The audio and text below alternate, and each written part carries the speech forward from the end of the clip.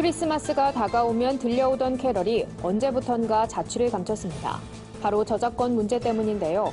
캐럴을 둘러싼 저작권의 적용 범위를 살펴봤습니다.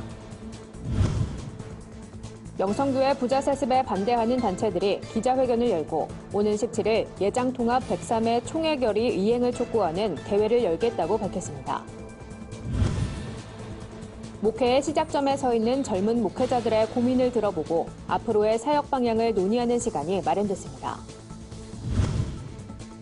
서울경찰청이 연말을 맞아 순직한 경찰 유자녀와 투병 중인 경찰관들을 위로하고 격려하는 자리를 마련했습니다. 부티비와 한국드림관광이 업무 협약을 맺고 국내 성지순례와 관광사역을 함께 전개하기로 했습니다.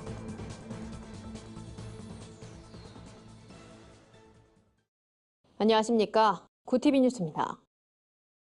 연말이면 들려오던 크리스마스 캐럴이 언제부턴가 길가에서 자취를 감췄습니다. 저작권료가 두려운 상인들이 마음껏 음악을 틀지 못하기 때문인데요. 크리스마스 캐럴, 저작권 적용 범위는 어디까지일까요? 한혜인 기자가 짚어봤습니다. 지난 8월 저작권법 시행령이 개정되면서 매장의 음악 사용 제한 범위가 더욱 강화됐습니다. 기존 시행령에서 유흥주점, 대형마트, 백화점 등이 공연 저작권료 징수 대상이었다면 이제는 커피 전문점, 체력 단련장, 복합 쇼핑몰까지 범위가 확대됐습니다. 이에 상인들은 저작권료를 우려하며 마음껏 캐럴을 틀지 못하고 있습니다. 캐럴 없는 크리스마스란 시민들의 볼멘 소리가 나오는 이유입니다. 이와 관련 전문가들은 캐럴 역시 저작권법 적용 대상이지만 저작권 적용 범위와 준수 방법을 알면 마음 편히 캐럴을 틀 수 있다고 말했습니다. 저작권은 한국에서 창작자의 사후 70년까지 보호하고 있습니다. 저작권이 만료된 곡도 있습니다. 가장 대표적으로 고요한 밤, 거룩한 밤 같은 곡은 저작권이 만료된 캐롤입니다. 그렇기 때문에 이용자들께서 마음껏 사용하실 수 있습니다. 원 저작자를 찾을 수 없는 캐럴도 저작권료 징수 제외 대상입니다. 또 50제곱미터 미만, 약 15평 미만의 영업장은 공연 사용료가 무료입니다.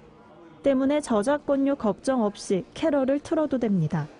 이 이상의 사업장에서는 음료 및 주점업 기준 면적별로 월 2,000원에서 10,000원까지 차등으로 공연 사용료가 부과됩니다. 전통시장이나 화장품 로드샵, 병원 등은 면적과 관계없이 공연 저작권료 징수 대상에서 제외됩니다. 교회에서도 자유롭게 캐럴을 틀 수 있습니다. 다만 교회에서 운영하는 카페는 공연 사용료 부과 대상이 될 수 있어 주의가 필요합니다. 구티비 뉴스 한혜인입니다. 명성교회 부자 세습에 반대하는 단체들이 오는 17일 예장통합 103회 총회 결의 이행을 촉구하는 대회를 계획하고 있습니다.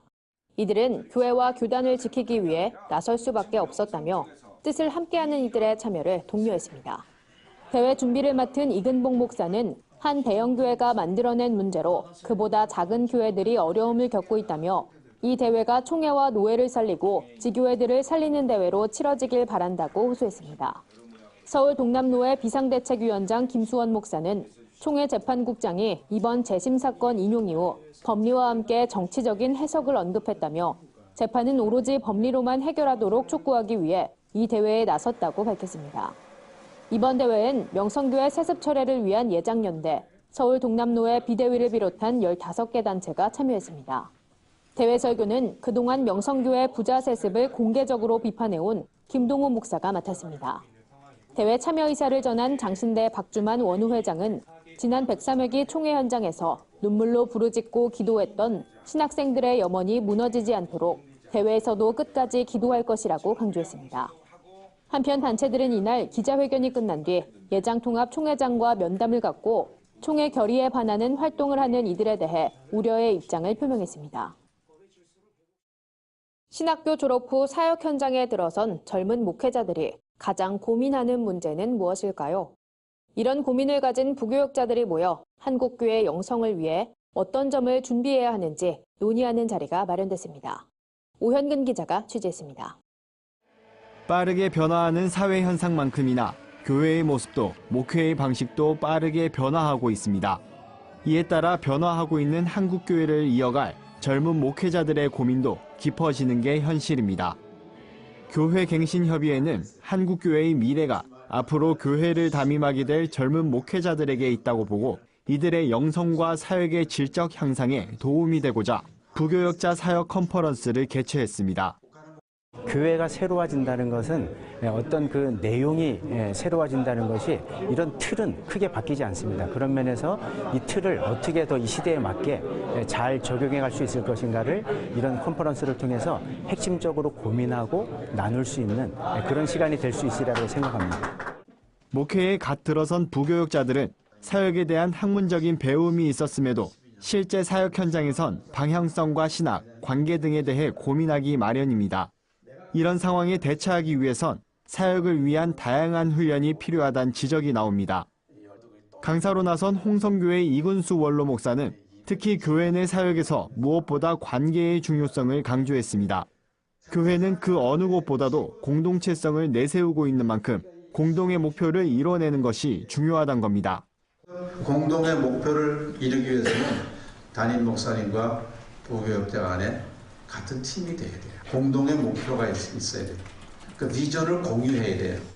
이날 컨퍼런스에선 설교뿐만 아니라 목양과 자기관리, 역량 등의 강의가 진행됐습니다.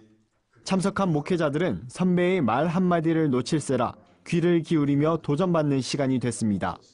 설교에 대한 고민도 많고 또 여러 목회에 대한 고민, 또 앞으로 해가게 될 어떤 그 목회에 대한 어떤 고민들이 참 많은데 오늘 이 시간을 통해 벌써 여러 가지 이런 방향들을 좀 발견한 것 같아서 참 감사한 것 같습니다. 한국교회 리더십에 많은 비판이 쏟아지고 있는 이때 다음 세대를 담당할 부교역자들의 체계적인 영성훈련과 사역이 더욱 중요해지고 있습니다. 구티비 뉴스 오현근입니다. 서울경찰청 성탄 축하 예배가 열렸습니다. 이날 예배에선 특별히 순직한 경찰 유자녀와 투병 중인 경찰관들을 격려하는 자리가 마련됐습니다. 서울청 교경협의회가 마련한 이번 예배는 성탄트리 점등식으로 시작됐습니다. 트리 점등식에서 서울청 교경협의회 부회장 송준영 목사는 성탄트리에 불이 밝혀진 것처럼 모든 사람들에게 그리스도의 빛이 임하길 바란다고 전했습니다. 이날 말씀을 전한 서울청 교경협의회 대표회장 이기용 목사는 사랑과 공의의 하나님을 기억하며 모든 사람들이 성탄의 기쁨을 누리길 바란다고 말했습니다. 이날 예배에선 원경환 신임청장의 취임을 축하하는 자리도 마련됐습니다. 신임 경찰청장으로 임명된 원경환 청장은 이날 감사장을 받고 시민으로부터 신뢰받고 가족과 동료들에게 자랑스러운 경찰이 되도록 노력하겠다고 답사를 전했습니다. 순직한 유공경찰관 자녀들과 투병 중인 경찰관들에게 후원금을 전달하는 특별한 자리도 마련됐습니다. 총 4,600여만 원의 후원금은 모두 72명에게 전달될 예정입니다. 한편 이 후원금은 사단법인 경찰선교회가 지난 11월 진행한 바자회의 수익금입니다. 구티비와 한국드림관광이 업무협약을 통해 선교 동역 시스템을 마련했습니다. 앞으로 국내 성지순례와 관광 등의 선교 사역을 함께 전개할 계획입니다. 한국드림관광 이정환 대표이사는 국내 관광 활성화에 앞장서는 것이 우리의 사명이라며 믿음의 선조들의 문화유산과 발자취를 사람들에게 알리기 위해 노력하겠다고 말했습니다. 이어 구티비 김명전 대표이사는 하나님의 인도하심으로 양 기관이 업무협약을 맺게 됐다며 성지순례를 통해 비기독교인들도 복음을 접하길 소망한다고 전했습니다. 한편 한국드림관광은 구티비 글로벌 선교방송단 6기로 위촉돼 선교 사역을 함께하고 있습니다. 1998년 창립된 한국드림관광은 지난 2014년부터 4년 연속 문화체육관광부 지정 국내 여행 우수 여행사로 선정된 촉망받는 기업입니다. 오늘의 해외 주요 뉴스를 오현근 기자가 전해드립니다. 구티비 월드와이드입니다.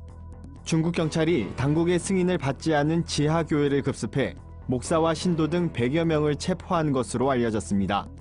중국 스촨성 청두시 경찰은 중국에서 가장 유명한 지하교회 중 하나인 추이 성약교회를 급습했고 이 교회 신도의 집과 시내 곳곳의 길거리에서도 신도들을 체포했습니다.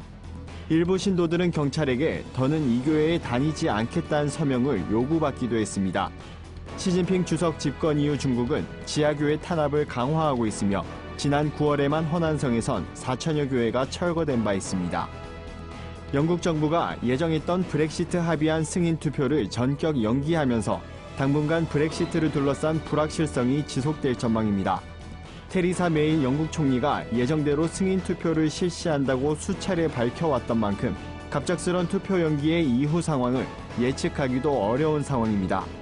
메이 총리는 표결 날짜를 정하진 않았지만 EU 탈퇴법에 근거해 내년 1월 21일 이전까지 구체적 날짜를 지정할 계획입니다. 더타임스는 이번 표결 연기로 메이 총리에 대한 불신임 위협이 다시 증대될 수 있을 것으로 전망했습니다. 갱단의 지도자였던 한 남성이 예수를 믿고 복음을 영접한 후 목회자가 된 사연을 영국 크리스천 투데이가 보도했습니다. 그 주인공은 르네 마르티네즈로 14살에 갱단을 조직하고 미국 마이애미 지역을 장악한 인물입니다. 결혼 후 아버지가 된 그는 길거리 삶을 청산하고 격투기 선수로 활약하던 중 예수님의 음성을 듣고 삶이 바뀌는 경험을 하게 됐습니다. 이 경험으로 자신의 과거가 돌이켜지며 하나님이 자신을 살려두신 이유를 깨닫고 회개했습니다. 이후 목회자가 된 그는 가족과 교도소, 거리에서 많은 이들에게 복음을 전하고 있습니다. 일본 정부가 장기 방위 전략을 수정해 항공모함을 도입하겠다는 방침을 공식화했습니다. 대규모 공격무기 체계인 항공모함을 보유하고 전투기까지 갖춰 군사 대국화를 가속하겠다는 야욕을 드러낸 겁니다. 자위대의 항모 도입은 공격을 받을 경우에만 방위력을 행사할 수 있다는 전수방위 원칙을 사실상 파기하는 조치입니다. 아베 총리는 육해공이란 발상에서 완전히 벗어나 종래와는 근본적으로 다른 속도로 방위 전략을 개혁해야 한다고 강조했습니다. 프랑스의 시위 분위기가 자국으로 번질 것을 우려한 이집트 정부가 시중의 노란 조끼 판매를 제한한 것으로 알려졌습니다. AP통신은 이집트 당국이 최근 형광 노란 조끼의 판매 규제를 시작했다며 내년 1월 시민혁명 발발 8주년을 전후해 반정부 인사들이 프랑스 시위대를 따라할 것을 우려한 조처라고 보도했습니다. 실제로 산업안전용품을 판매하는 상인들은 노란 조끼를 팔지 말란 지시를 받았다며 판매는 경찰의 허락이 있어야 가능하다고 밝혔습니다. 프랑스 시위에 긴장한 이집트는 정치적 자유가 크게 제약되는 국가로 꼽힙니다. 구티비 뉴스 오현근입니다. 오늘의 사회 이슈를 여선아 기자가 종합해드립니다.